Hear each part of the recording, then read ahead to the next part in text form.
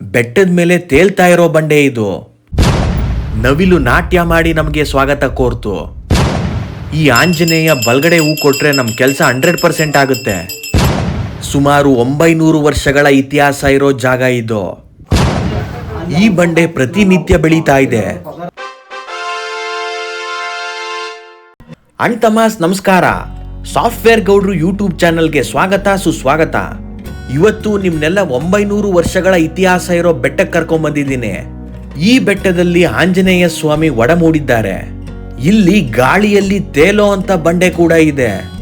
ಬನ್ನಿ, ಪ್ರಕೃತಿಯ ಮಡಿಲಲ್ಲಿ ಹಚ್ಚ ಹಸಿರಿನಿಂದ ತುಂಬಿರೋ ಈ ಬೆಟ್ಟದ ಬಗ್ಗೆ ತಿಳ್ಕೊತಾ ಹೋಗೋಣ. ನಾನಿಲ್ಲಿಗೆ ಬರ್ತಿದ್ದಂಗೆ ನವಿಲು ನಾಟ್ಯ ಮಾಡಿ ನಮಗೆ ಸ್ವಾಗತ ಕೋರ್ತು.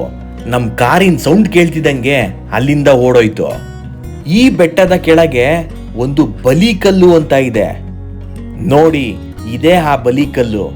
ಆ ಬಲಿಕಲ್ಲಿಗೆ ಆಡು ಕುರಿನ ಬಲಿ ಕೊಡ್ತಾರೆ. ರಕ್ತ ಇಲ್ಲಿ ಕೋಡಿ ತರ ಹರಿಯುತ್ತೆ. ಬೀಗ್ರೂಟ ನಾಮಕರಣನ ಇಲ್ಲಿ ತುಂಬಾನೇ ಆರ್ಗನೈಸ್ ಮಾಡ್ತಾರೆ. ಬನ್ನಿ, ಬೆಟ್ಟ ಹತ್ತುತ್ತಾ ಮಾತಾಡ್ತಾ ಹೋಗೋಣ. ಈ ಬೆಟ್ಟನ ಕಂಬದಹಳ್ಳಿ ಬೆಟ್ಟ ಅಂತ ಕರೀತಾರೆ. ಈ ಬೆಟ್ಟ ಇರೋದು ಮಂಡ್ಯ ಜಿಲ್ಲೆಯ ನಾಗಮಂಗಲ ತಾಲೂಕಿನ ಕಂಬದಹಳ್ಳಿಯಲ್ಲಿ. ಈ ಬೆಟ್ಟಕ್ಕೆ ಮೆಟ್ಟಿಲುಗಳು ಕೂಡ ಇದೆ, ಹಾಗೇನೆ ರಸ್ತೆನೂ ಕೂಡ ಮಾಡಿದ್ದಾರೆ. ಬೆಟ್ಟದ ಮೇಲಕ್ಕೇನೆ ಕಾರಲ್ಲಿ ಕೂಡ ಹೋಗ್ಬಹುದು.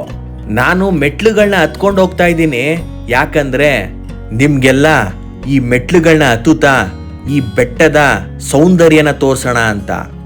ನೋಡಿ, ಈ ಬೆಟ್ಟ ಯಾವಾಗ್ಲೂ ಹಚ್ಚ ಹಸಿರಿನಿಂದ ತುಂಬಿರುತ್ತೆ. ಇವಾಗ ಬೇಸಿಗೆ ಟೈಮು ಆದ್ರೂ ಇಷ್ಟು ಹಸಿರಿದೆ. ಇನ್ನೇನಾದ್ರೂ ಮಳೆಗಾಲದಲ್ಲಿ ನೀವು ಈ ಬೆಟ್ಟಕ್ಕೆ ಬಂದ್ರೆ ಫುಲ್ ಹಸಿರಿಂದ ತುಂಬಿರುತ್ತೆ ಈ ಜಾಗ. ಈ ಬೆಟ್ಟದ ಎದುರಿಗೆ ಒಂದು ಜೈನರ ಬೆಟ್ಟ ಕೂಡ ಇದೆ. ಅದನ್ನ ಇನ್ನೊಂದು ವಿಡಿಯೋದಲ್ಲಿ ತೋರಿಸ್ತೀನಿ ನಿಮ್ಗೆ. ಬನ್ನಿ, ನಮ್ ಜರ್ನಿನ ಕಂಟಿನ್ಯೂ ಮಾಡೋಣ. ಈ ಬೆಟ್ಟಕ್ಕೆ ಅರ್ಲಿ ಮಾರ್ನಿಂಗ್ ಟೈಮಿಗೆ ಬಂದ್ರೆ ಸನ್ರೈಸ್ ನ ನೋಡ್ಬೋದು. ಯಾರ್ಯಾರು ನೇಚರ್ ಲವರ್ಸ್ ಇರ್ತೀರಾ ಅವ್ರಿಗೆ ಈ ಬೆಟ್ಟ ಮಾಡಿಸಿದಂತ ಜಾಗ. ಮೋಡಗಳು ನಮ್ಮ ಮೈ ಕೈನ ಮುಡ್ತಾ ಇದಾವೇನೋ ಅನ್ನೋ ತರ ಫೀಲ್ ಆಗುತ್ತೆ. ನೋಡಿ, ಈ ಮೆಟ್ಲನ್ನ ಹತ್ಕೊಂಡು ಮೇಲೆ ಹೋಗ್ತಾ ಇದ್ರೆ ಆಕಾಶಕ್ಕೆ ಯಾರೋ ಏಣಿ ಹಾಕಿದ್ದಾರೆ. ನಾವ್ ಆ ಏಣಿನ ಹತ್ಕೊಂಡು ಆಕಾಶದ ಮೇಲೇನೆ ಹೋಗ್ಬಿಡ್ತೀವಿ ಅಂತ ಅನ್ನಿಸ್ತಾ ಇದೆ. ಒಂದು 250 ಇಂದ 300 ಮೆಟ್ಲುಗಳನ್ನ ಹತ್ಕೊಂಡು ಬಂದ್ರೆ ಬೆಟ್ಟದ ಮೇಲೆ ನಮ್ಗೆ ಕಾಣಿಸದೆ ಆಂಜನೇಯ ಸ್ವಾಮಿಯ ಗುಡಿ. ದೇವಸ್ಥಾನದ ಒಳಗಡೆ ಹೋಗೋಕ್ಕಿಂತ ಮುಂಚೆ ಈ ಬೆಟ್ಟದ ಮೇಲಿಂದ ವ್ಯೂನ ಎಂಜಾಯ್ ಮಾಡೋಣ ಬನ್ನಿ.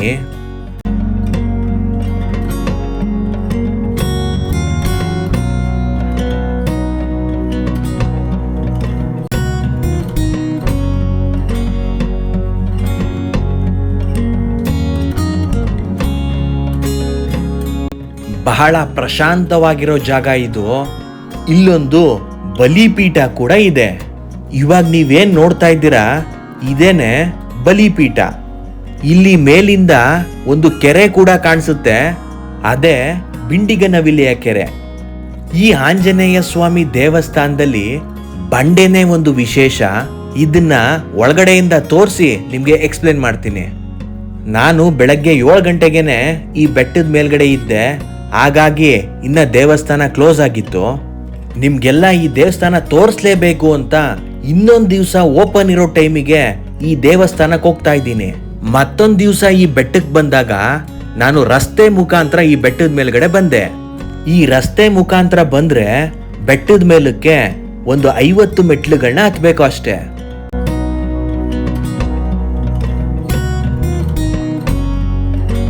ನೋಡಿ, ಶನಿವಾರದ ದಿವಸ ಮಧ್ಯಾಹ್ನ 12 ಗಂಟೆಗೆ ಬಂದೆ. ದೇವಸ್ಥಾನ ಓಪನ್ ಇದೆ. ಬಹಳಾನೇ ಭಕ್ತಾದಿಗಳಿದ್ದಾರೆ ಇಲ್ಲಿ. ಬನ್ನಿ, ದೇವಸ್ಥಾನದ ಒಳಗಡೆ ಹೋಗೋಣ. ಶ್ರೀ ಆಂಜನೇಯ ಸ್ವಾಮಿಯ ವಿಶೇಷತೆಗಳನ್ನ ತಿಳ್ಕೊಳ್ಳೋಣ. ಇದೇ ನೋಡಿ 900 ವರ್ಷಗಳ ಇತಿಹಾಸ ಇರೋ ಆಂಜನೇಯ ಸ್ವಾಮಿಯ ವಿಗ್ರಹ. ಶ್ರೀ ಆಂಜನೇಯ ಸ್ವಾಮಿ ನನ್ನ ಸಬ್ಸ್ಕ್ರೈಬರ್ಸು ಮತ್ತೆ ವ್ಯೂವರ್ಸ್ಗೆ ಒಳ್ಳೇದ್ ಮಾಡ್ಲಿ ಅಂತ ಬೇಡ್ಕೊಂತೀನಿ. ಇವಾಗ ಈ ಜಾಗದ ಇತಿಹಾಸದ ಬಗ್ಗೆ ತಿಳ್ಕೊಳ್ಳೋಣ. ಸುಮಾರು 900 ವರ್ಷಗಳ ಹಿಂದೆ ಇಲ್ಲಿ ಋಷಿ ಮುನಿಗಳು ವಾಸವಾಗಿ ತಪಸ್ಸನ್ನ ಮಾಡ್ತಾ ಇದ್ರಂತೆ. ಋಷಿ ಮುನಿಗಳು ತಪಸ್ಸು ಮಾಡುವಾಗ ಆಂಜನೇಯ ಸ್ವಾಮಿ ಇಲ್ಲಿ ಪ್ರತ್ಯಕ್ಷ ಆಗ್ತಾರೆ. ಪ್ರತ್ಯಕ್ಷ ಆದ ಆಂಜನೇಯ ಸ್ವಾಮಿ ಹತ್ರ ಋಷಿ ಮುನಿಗಳು ನೀವು ಇಲ್ಲಿ ನೆಲೆಸ್ಬೇಕು, ನಾವು ನಿಮ್ಮ ಸೇವೆ ಮಾಡಬೇಕು ಅಂತ ಕೇಳ್ಕೊತಾರೆ. ಅವಾಗ ಆಂಜನೇಯ ಸ್ವಾಮಿ ಇಲ್ಲಿ ಉದ್ಭವಗೊಳ್ತಾರೆ. ಅವತ್ತಿನಿಂದ ಇಲ್ಲಿ ಪೂಜೆಗಳು ಸೇವೆಗಳು ನಡೀತಾ ಬಂದಿದೆ.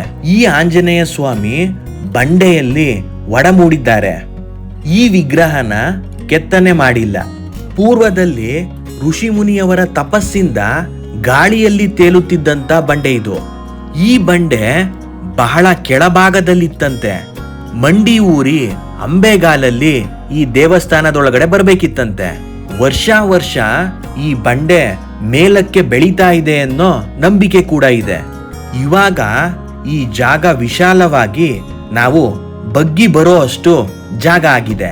ಶ್ರೀ ಆಂಜನೇಯ ಸ್ವಾಮಿಗೆ ಹೂ ಪ್ರಸಾದ ಕೇಳೋ ಅಂತ ನಂಬಿಕೆ ಕೂಡ ಇದೆ. ಆಂಜನೇಯ ಬಲ್ಗಡೆ ಹೂ ಕೊಟ್ರೆ ನಮ್ ಕೆಲ್ಸ 100% ಆಗುತ್ತೆ. ಮುಂಚೆ ಈ ಬಂಡೆ ಕೆಳಗೆ ಕೂರೋ ಅಷ್ಟು ಜಾಗ ಇರ್ಲಿಲ್ವಂತೆ. 1.5 ಅಡಿ ಅಗಲ 2 ಅಡಿ ಉದ್ದದ ಬಾಗ್ಲಿಂದ ಬರ್ಬೇಕಿತ್ತಂತೆ. ಶ್ರೀ ಆಂಜನೇಯ ಸ್ವಾಮಿಯ ಅಪ್ಪಣೆ ಪಡೆದು 2013ರಲ್ಲಿ ಬಾಗಿಲನ್ನ ಬದಲಾವಣೆ ಮಾಡಿದ್ರಂತೆ. ಕೈಗೆ ಇಲ್ಲಿ ದಾರ ಕಟ್ಟಿಸ್ಕೊಂಡ್ರೆ ಆಂಜನೇಯ ಸ್ವಾಮಿ ನಮ್ಮನ್ನ ಯಾವಾಗ್ಲೂ ಕಾಪಾಡ್ತಾನೆ ಅನ್ನೋ ನಂಬಿಕೆ ಕೂಡ ಇದೆ. ಇಲ್ಲಿ ಪ್ರತಿನಿತ್ಯ ಫಲಪಂಚಾಮೃತ ಅಭಿಷೇಕ ಕೂಡ ಮಾಡ್ತಾರೆ. ದೀಪಾವಳಿ ಬಲಿಪಾಡ್ಯಮಿ ದಿನ ಜಾತ್ರಾ ಮಹೋತ್ಸವ ಕೂಡ ಇರುತ್ತೆ. ಕಡೆ ಕಾರ್ತಿಕ ಅಮಾವಾಸ್ಯೆ ದಿನ ಉತ್ಸವ ಅನ್ನ ಸಂತರ್ಪಣೆ ಕೂಡ ಇರುತ್ತೆ. ಇಲ್ಲಿಗೆ ಶನಿವಾರ, ಬುಧವಾರ ಹಾಗೂ ಭಾನುವಾರ ಅತಿ ಹೆಚ್ಚು ಭಕ್ತಾದಿಗಳು ಬರ್ತಾರೆ. ನೋಡಿ, ಉದ್ಭವಗೊಂಡಿರೋ ಆಂಜನೇಯ ಸ್ವಾಮಿನ ತುಂಬಾ ಹತ್ತಿರದಿಂದ ತೋರಿಸ್ತೀನಿ. ನಿಮ್ಮ ಆಸೆಗಳನ್ನ ಬೇಡ್ಕೊಳ್ಳಿ, ಆಂಜನೇಯ ಸ್ವಾಮಿ ಬೇಗ ಆಸೆಗಳನ್ನ ನೆರವೇರಿಸ್ತಾರೆ. ಇಲ್ಲಿ ಚಿಕ್ಕ ಮಕ್ಕಳಿಗೆ ಯಂತ್ರನೂ ಕೂಡ ಕಟ್ಟಿಸ್ತಾರೆ. ಈ ಯಂತ್ರ ಕಟ್ಟಿಸ್ಕೊಂಡ್ರೆ ಆಂಜನೇಯ ಸ್ವಾಮಿ ನಮ್ಮನ್ನ ಯಾವಾಗ್ಲೂ ಕಾಯ್ತಾನೆ ಅನ್ನೋ ನಂಬಿಕೆ.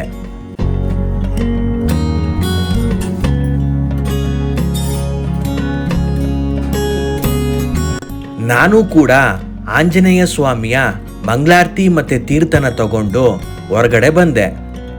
ಹೊರಗಡೆ ಇಲ್ಲೊಬ್ರು ಭಕ್ತಾದಿಗಳು ಆಂಜನೇಯ ಸ್ವಾಮಿಗೆ ಪ್ರಸಾದನ ರೆಡಿ ಮಾಡ್ತಾ ಇದ್ರು. ಅವರು ತುಂಬಾ ವರ್ಷಗಳಿಂದ ಈ ಬೆಟ್ಟಕ್ಕೆ ಬರ್ತಾ ಇದ್ದಾರಂತೆ.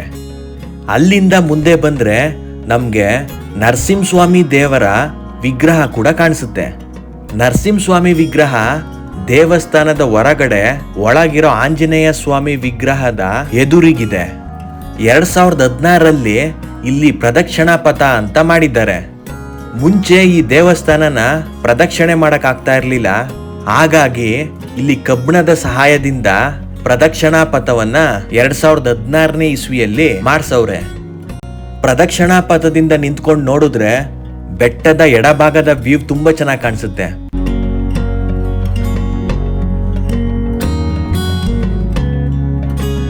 ನೋಡಿ, ಈ ಬಂಡೆನೆ ಪೂರ್ವ ಕಾಲದಲ್ಲಿ ತೇಲ್ತಾ ಇತ್ತು. ಇವಾಗ ಈ ಬಂಡೆನೂ ಸೇರಿಸಿ ಸುತ್ತ ಗೋಡೆ ಕಟ್ಟಿ ದೇವಸ್ಥಾನ ನಿರ್ಮಾಣ ಮಾಡ್ಕೊಂಡಿದ್ದಾರೆ. ಬೆಟ್ಟದ ಮೇಲೆ ನಿಂತ್ಕೊಂಡು ನೋಡಿದ್ರೆ ಸುತ್ತ ಮರ ಗಿಡಗಳು, ನಾವ್ ಯಾವ್ದೋ ಕಾಡಲ್ಲಿದ್ದೀವಿ ಅಂತ ಅನ್ಸುತ್ತೆ. ಇಲ್ಲೊಬ್ರು ಭಕ್ತರನ್ನ ಮಾತಾಡ್ಸೋಣ ಬನ್ನಿ, ಅವರಿಗೆ ಆಂಜನೇಯ ಸ್ವಾಮಿ ಹೇಗೆ ಅನುಗ್ರಹ ಮಾಡಿದೆ ಅಂತ ತಿಳ್ಕೊಳ್ಳೋಣ. ಪ್ರೆಗ್ನೆನ್ಸಿಲಿ ಫಸ್ಟ್ ಬಂದ್ಬಿಟ್ಟು ದೇವ್ರ ಹತ್ರ ಹೂವು ಕೇಳಿದ್ವಿ, ಬಲ್ದಗಡೆ ಹೂವು ಆಗಿತ್ತು, ಅದೇ ತರ ಗಂಡ್ಪಾಪು ಆಯ್ತು, ಆದ್ರಿಂದ ನಂಬಿಕೆ. ನೋಡುದ್ರಲ್ಲ, ಈ ಕಂಬದಹಳ್ಳಿ ಸುತ್ತಮುತ್ತಲಿನ ಗ್ರಾಮದವರು ಆಂಜನೇಯ ಸ್ವಾಮಿನ ಬಹಳಾನೇ ನಂಬ್ತಾರೆ. ಬೆಂಗಳೂರಿಂದ ಈ ಬೆಟ್ಟ 128 ಕಿಲೋಮೀಟರ್ ಆಗುತ್ತೆ. ಬಸ್ಸಲ್ಲಿ ನೀವು ಬರ್ತೀರಾ ಅಂದ್ರೆ ಬೆಂಗಳೂರಿಂದ ನಾಗಮಂಗಲ TBಗೆ ಬಂದು ಇಳಿಬೇಕು. ನಾಗಮಂಗಲ TBಯಿಂದ ಕಂಬದಹಳ್ಳಿಗೆ ಆಟೋ ಮತ್ತೆ ಬಸ್ಗಳು ಸಿಗುತ್ತೆ. ಸ್ಕ್ರೀನ್ ಮೇಲೆ ಅರ್ಚಕರ ಮೊಬೈಲ್ ನಂಬರ್ ಹಾಕಿರ್ತೀನಿ. ಅವರು ಈ ಬೆಟ್ಟದಲ್ಲಿ ಬೆಳಗ್ಗೆ 9 ಗಂಟೆಯಿಂದ ಮಧ್ಯಾಹ್ನ 12 ಗಂಟೆವರೆಗೂ ಇರ್ತಾರಂತೆ. ಯಾವುದಕ್ಕೂ ಫೋನ್ ಮಾಡ್ಕೊಂಡು ಬನ್ನಿ. ಈ ಬೆಟ್ಟನ ನೋಡ್ಕೊಂಡು ಹಾಗೆ ನೀವು ಶ್ರವಣಬೆಳಗೊಳ ಬೆಟ್ಟನೂ ಕೂಡ ನೋಡ್ಬೋದು. ಇಲ್ಲಿಂದ ಕೇವಲ 18 ಕಿಲೋಮೀಟರ್ ಅಲ್ಲಿ ಶ್ರವಣಬೆಳಗೊಳ ಬೆಟ್ಟ ಕೂಡ ಸಿಗುತ್ತೆ. ಕಂಬದಹಳ್ಳಿ ಆಂಜನೇಯ ಸ್ವಾಮಿ ಬೆಟ್ಟದ ಲೊಕೇಶನ್ ನ ವಿಡಿಯೋ ಡಿಸ್ಕ್ರಿಪ್ಷನ್ ಅಲ್ಲಿ ಹಾಕಿದ್ದೀನಿ ನೋಡಿ. ಈ ಕಂಬದಹಳ್ಳಿ ಇರೋದು ನಾಗಮಂಗಲ ತಾಲೂಕ್, ಮಂಡ್ಯ ಡಿಸ್ಟಿಕ್ ಅಲ್ಲಿ. ಸ್ಕ್ರೀನ್ ಮೇಲೆ ಕಂಪ್ಲೀಟ್ ಅಡ್ರೆಸ್ ಹಾಕಿದ್ದೀನಿ ನೋಡಿ. ಈ ನನ್ನ ವಿಡಿಯೋ ಇಷ್ಟ ಆಗಿದ್ರೆ ಜೈ ಬಜರಂಗಿ ಅಂತ ಕಮೆಂಟ್ ಮಾಡಿ, ಹಾಗೆ ಲೈಕ್ ಮಾಡಿ, ಶೇರ್ ಮಾಡಿ. ನಮ್ ಸಾಫ್ಟ್ವೇರ್ ಗೌಡ್ರು ಯೂಟ್ಯೂಬ್ ಚಾನೆಲ್ನ ಸಬ್ಸ್ಕ್ರೈಬ್ ಮಾಡೋದ್ ಮಾತ್ರ ಮರಿಬೇಡಿ. ಜೈ ಕರ್ನಾಟಕ, ರಾಯರಿದ್ದಾರೆ.